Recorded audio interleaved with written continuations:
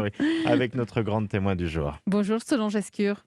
Bonjour. Merci d'avoir accepté l'invitation d'Europe 1. Vous êtes la directrice générale de la Fédération des gîtes de France.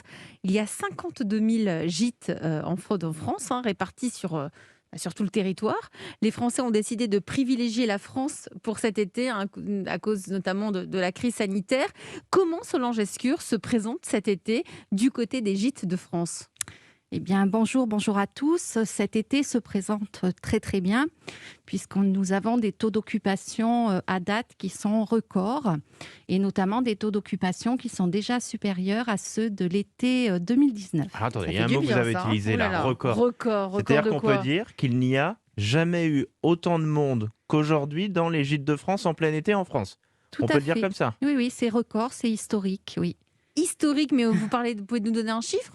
Oui, on a des taux d'occupation à date qui n'ont jamais été atteints sur l'Hexagone. Ce n'est pas tout à fait le cas sur les DOM.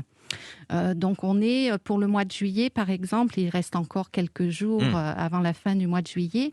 On a un taux d'occupation à près de 80% en moyenne sur le mois de juillet.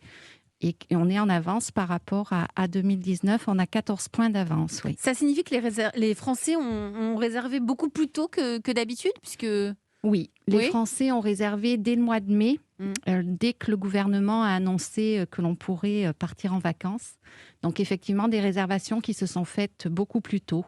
Donc des Français qui voulaient avoir le choix de leur hébergement et donc qui ont afflué sur notre site gîtesdefrance.com très très tôt. Là, si certains de nos auditeurs à la maison ou en voiture sont en train de se dire tiens, les gîtes de France, c'est pas mal comme idée.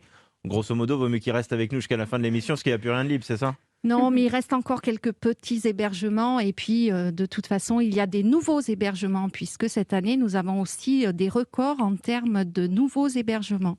Beaucoup de porteurs de projets, de personnes qui veulent rejoindre notre marque. Qui sont ces gens? C'est des gens qui ont changé de vie à l'aune des confinements, qui ont quitté les grandes villes, qui sont partis créer leur gîte de France? Alors, il y a à la fois des propriétaires de maisons qui veulent rénover un patrimoine bâti et accueillir des vacanciers.